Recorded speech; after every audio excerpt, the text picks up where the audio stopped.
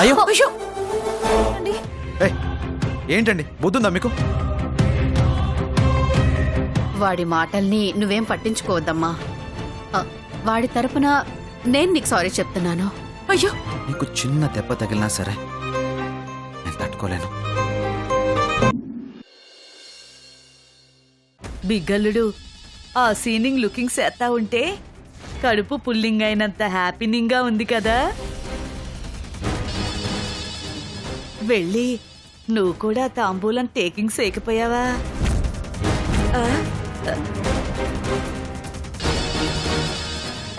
అంటే ప్రెజెంటింగ్ లో వాళ్ళకి నీకు తేడా లేదు కదా అని. అత్తా రా, నీకు పని చెప్తాను. ఓ మై గాడ్, ఈ గుంటడు వేరు గోయింగ్ అబ్బా. ఇంత సీరియస్ గా గోయింగ్ అంటే ఏం పెంట డూయింగో.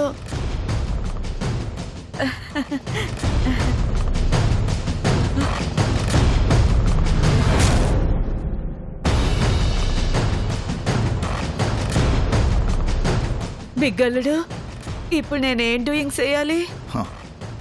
ఎందుకత్తా అంత టెన్షన్ పడుతున్నావు? మనం ఏ పని చేసినా హాయిగా హ్యాపీగా చేయాలి. నీకంత హ్యాపీగా ఉందేంట్రా సైకో యదవా? సైకోనే. జాగ్రత్తగా వెళ్ళి సిచ్యువేషన్ మేనేజ్ చేయి. మరి నువ్వేం డూయింగు? నేనా? హాయ్ భూతద్దు, అప్పుడెప్పుడో నా చిన్నప్పుడు చూశాను. చూసావు కదా, వెళ్ళు ఆ పనిలో ఉండు. మరి నువ్వేం డూయింగు? వెళ్ళు.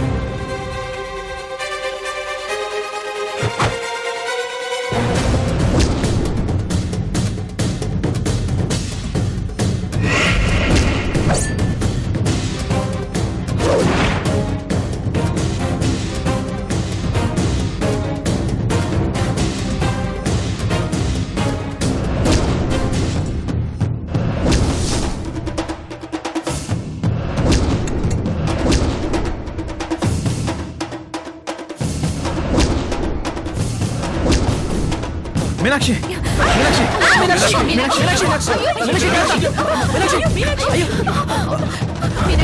మీనాక్షి మీనాక్షి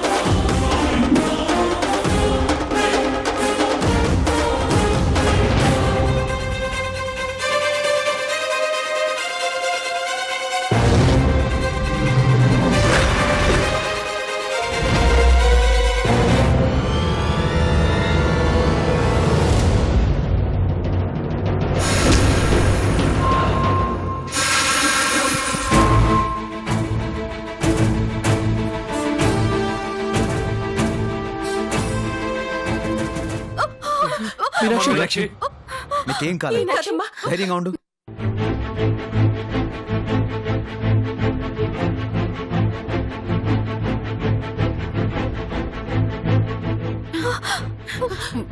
అమ్మ మీనాక్షి, నీకేం కాలేదుగా?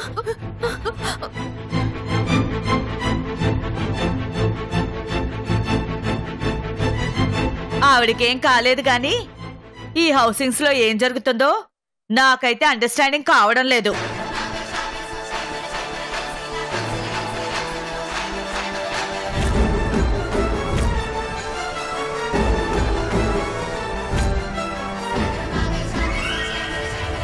ఏ విషయం గురించి వదినా నువ్వు మాట్లాడుతోంది? అమాయకంగా ఆస్కింగ్ చేస్తున్నావో అజ్ఞానంతో ఆస్కింగ్ చేస్తున్నావో తెలియడం లేదు.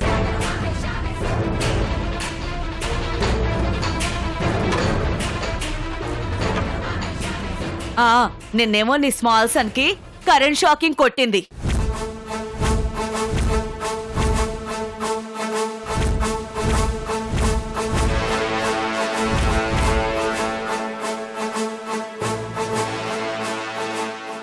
ఇదిగో నువ్విట్టా షాకింగ్స్ అవుతావని నీ సన్ను టెల్లింగ్స్ చెయ్యొద్దన్నాడు.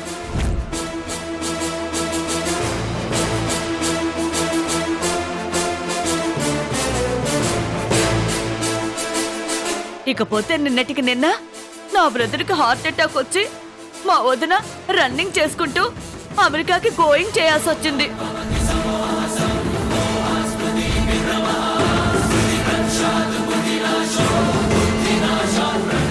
ఇందాకేమో తలకి రోకల్ హిట్టింగ్స్, ఇప్పుడేమో శారీ ఫైరింగ్స్.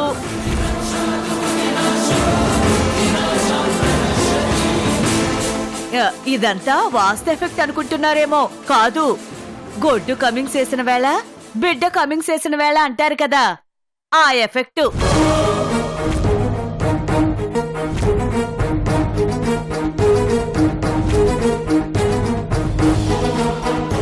అంటే ఏంటండి మీరనేది? అండర్స్టాండింగ్ అయి కూడా నువ్వు భలే అమాయకంగా అడుగుతావు భూదేవి, కామెడీగాను. ఇదంతా నీ మరదం లెగ్గ మహత్యం అని చెప్తున్నాను.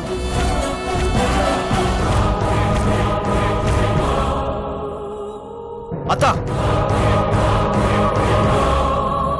నోరు అదుపులో పెట్టుకుని మాట్లాడితే మర్యాదగా ఉంటుంది.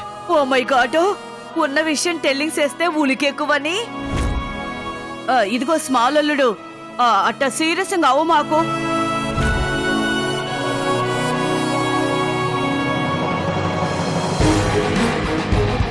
ఒకసారి లోతుగా థింకింగ్ చెయ్యి. మ్యాటర్ ఏంటన్నది నీకే అండర్స్టాండింగ్ అవుతుంది.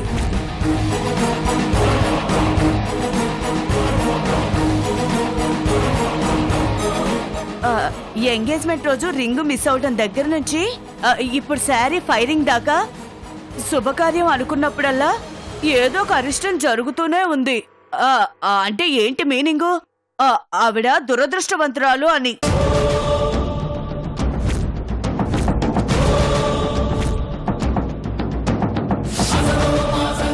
ఆవిడ గారి జాతకంలో పెద్ద పెద్ద స్నేక్స్ ఉన్నాయి అని. త్రిపుర,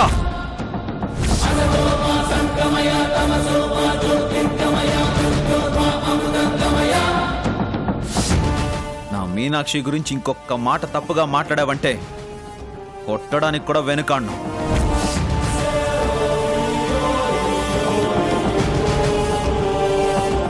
చూడు బాబు, ఆవిడ మాటలు నీ కోపం తెప్పించడంలో అర్థం ఉంది, కానీ తను మాట్లాడిన దాంట్లో నిజం ఉంది. బుద్ధి లేకుండా మాట్లాడకండి. ఏంటండి ఆ నిజం? ఆ రోజు రింగ్ మిస్ అవ్వడం, ఈరోజు చీర అంటుకోవడం, అన్ని ఇన్సిడెంట్స్ అనుకోకుండా జరిగిన ఇన్సిడెంట్సే కదా. మరి వాటికి తన జాతకానికి ఏం సంబంధం ఉంది? ఈ విషయంలో తను దురదృష్టవంతరాలు ఎలా అవుతుంది?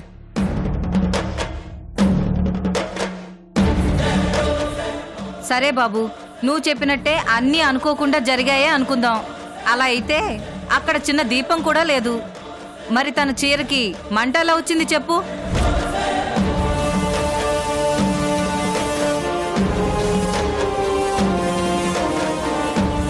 ఒక శుభకార్యం జరుగుతున్నప్పుడు ఇలా జరగటాన్ని దురదృష్టం అనక ఇంకేమంటారు?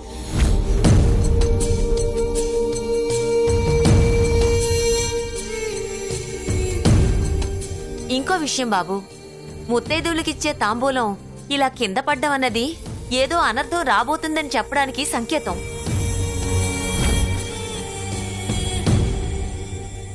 నీకు కోపం వచ్చినా సరే ఆ అమ్మాయి జాతకంలో ఏదో సమస్య ఉన్నట్లుంది. చూస్తుంటే తను నష్టజాతకురాల్లా కనిపిస్తుంది.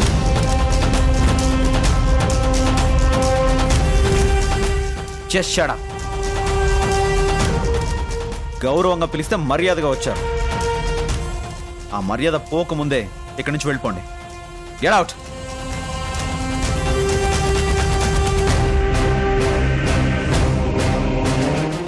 చూస్తారే, పదండి పదండి. మంచి చెప్తే వినకపోతే ఎవరు మాత్రం ఏం చేస్తారు? రేపేదైనా ప్రాణాల మీదకి వస్తే అప్పుడు అర్థమవుతుంది వీళ్ళందరికీ. పదండి పదండి, రండి.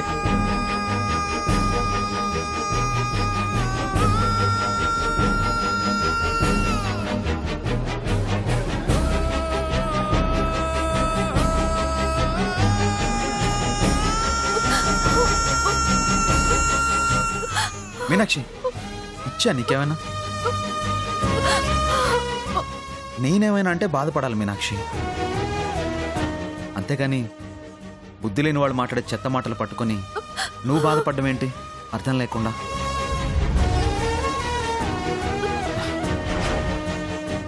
కన్నీళ్లు చాలా విలువైనవి మీనాక్షి. అవి పనికి మాలిన వాళ్ళ కోసం వేస్ట్ చేయకు. కదా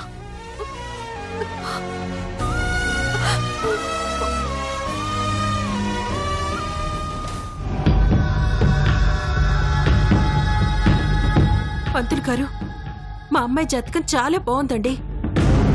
ఇద్దరి జాతకాలు ఆల్రెడీ చూపించామండి. బ్రహ్మాండంగా ఉన్నాయి, చాలా బాగా కలిసాయని కూడా చెప్పారు. మరి ఎందుకు ఇలా అనర్థాలు జరుగుతున్నాయో అర్థం కావట్లేదండి.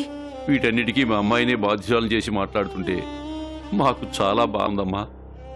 అవును పంతులు గారు, మా చెల్లెలి పెళ్లి ఘనంగా జరుగుతుందని మేమంతా సంబరపడిపోతున్నాం. అలాంటి టైంలో ఇవన్నీ జరుగుతుంటే మేము తట్టుకోలేకపోతున్నామండి. చూడండి బాబు, అశుభంలో శుభాన్ని చూడమని శాస్త్రాలే చెబుతున్నాయి. ఉదాహరణకి పెద్ద పెద్ద యాగాలు జరిపించిన తర్వాత కూడా ఏదైనా ఒక చిన్న అగ్ని ప్రమాదం ఏర్పడితే ఆ ప్రమాదం యాగం యొక్క దిష్టిని పోగొడుతుందని చెప్తారు.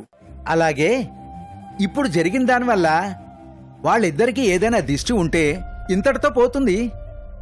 ఇంకా ఆ విషయం గురించి ఎవరూ బాధపడాల్సిన అవసరం లేదు.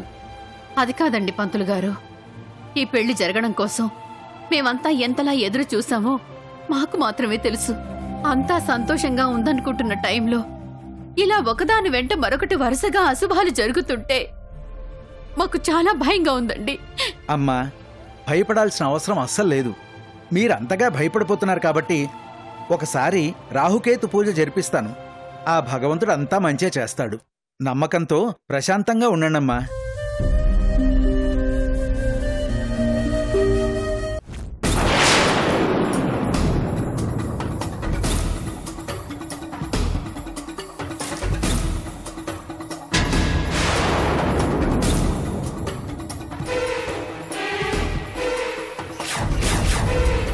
ఏదో సచ్చినాడికి నేను ఇట్టా దొరికిపోయానేట్రా బాబు. వీడు నా జీవితంతో ఆడేసుకుంటున్నాడుగా. బిగ్గల్లుడు,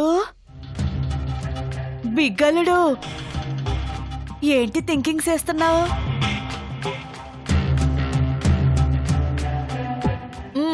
స్కెచింగ్ అన్నావు, పాస్పరస్ అన్నావు, చీర మాత్రం బర్నింగ్, బట్ మ్యారేజ్ మాత్రం నాన్ స్టాపింగ్.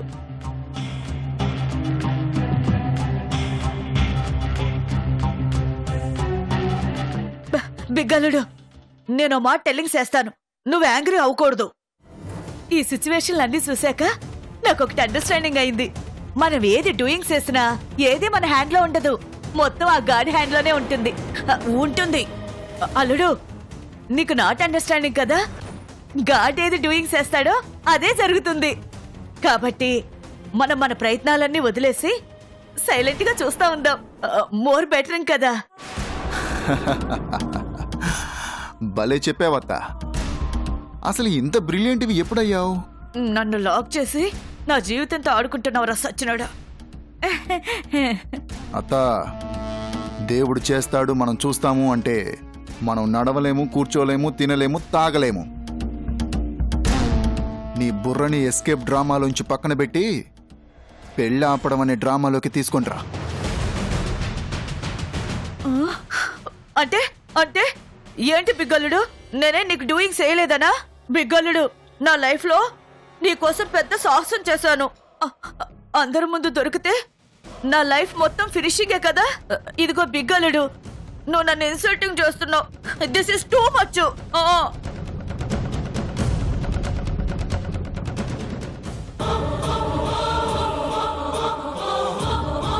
అబ్బో, ఈ బొంగమూతొకటి అది నీ ఫేస్కి సెట్ అవ్వదులే కానీ నీ మనసులో ఉన్న మ్యాటర్ ఏంటో చెప్పు. నా మనసులో ఏముంది బిగ్గలుడు? ఏమీ లేదు. పాపం పెళ్ళాపడానికి నువ్వు పడుతున్న టెన్షన్, బాధని చూసి తట్టుకోలేక మాట్లాడుతున్నాను. చూడు, ఆ బాధలో టెన్షన్లో ఎలా వాకింగ్ చేస్తున్నావో.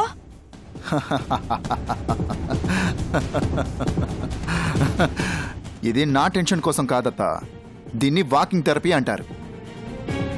లాఫింగ్ థెరపీ మన స్ట్రెస్ కోసం చేస్తాం. ఈ వాకింగ్ థెరపీ ఎదుటి వాళ్ళ స్ట్రెస్ కోసం చేస్తాం. అర్థం కాలేదా? రేపు పెళ్ళాగిపోయాక క్రిష్ గారు టెన్షన్ పడతాడు కదా, దానికోసం ఈ వాకింగ్. వాడి టెన్షన్ కి నీ వాకింగ్ కి సంబంధం ఏంటి బిగ్గలుడు? వాడి టెన్షన్ కోసం బాధపడినా నాకు ఆనందమే కదా. ఆ ఆనందాన్ని ఇలా వాకింగ్ తో ఎంజాయ్ చేస్తున్నానన్నమాట.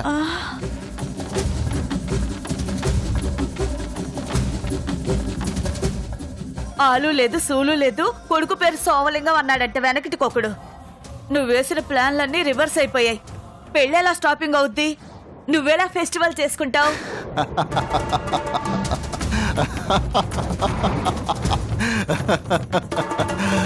అత్తా, ఒక ప్లాన్ మిస్ అయితే ఇంకో ప్లాన్ రెడీగా ఉంటుంది. ఆల్రెడీ ప్లాన్ స్టార్ట్ అయిపోయింది. బిగ్గలుడు, ఈ కొత్త ప్లాన్ లో నా క్యారెక్టర్ ఏంటో చెప్తే నేను రిహార్సలింగ్ చేసుకుంటాను. టెన్షన్ పడకత్తా, కూల్. నెక్స్ట్ ప్లాన్ లో నువ్వు ఓన్లీ ప్రేక్షకురాలివే, క్యారెక్టర్లు వేరే ఉన్నాయి. అమ్మయ్యా, బతికించావాలుడు. ఇంతకీ ఆ క్యారెక్టర్ ఎవరు? నీకు మరీ తొందరత్తా, వెయిట్ అండ్ సీ. వీడేం చేయబోతున్నాడో, ఏం చేస్తాడో ఒకటే టెన్షన్ గా ఉంది.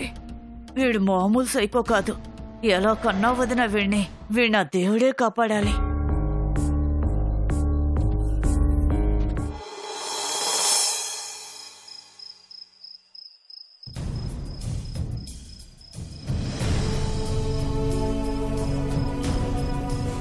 గొడ్డు కమింగ్ చేసిన వేళ బిడ్డ కమింగ్ చేసిన వేళ అంటారు కదా, ఆ ఎఫెక్ట్.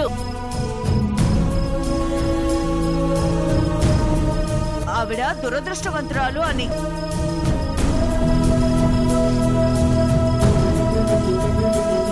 ముత్తైదువులకిచ్చే తాంబూలం ఇలా కింద పడ్డమన్నది ఏదో అనర్థం రాబోతుందని చెప్పడానికి సంకేతం.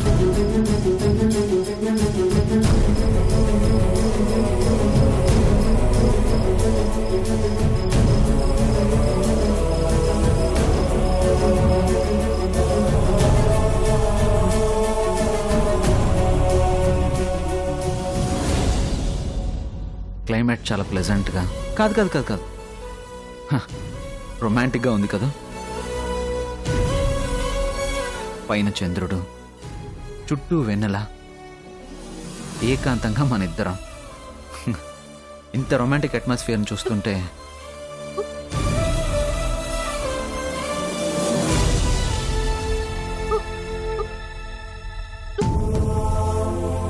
మీనాక్షి,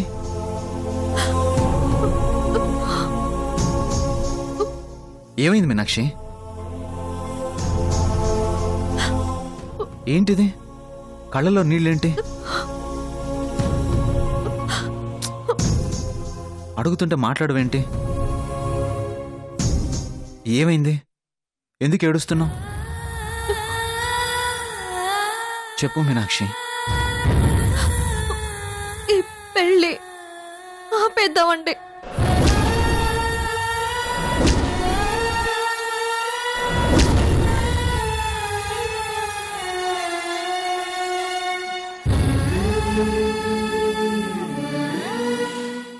ఏంటి కిరణ్, ఏదో అర్జెంట్ మ్యాటర్ అని చెప్పి ఏం మాట్లాడడం ఏంటి?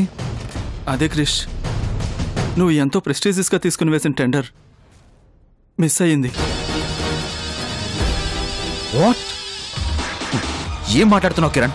అవును క్రిష్, ఆ టెండర్ మనకు రాలేదు.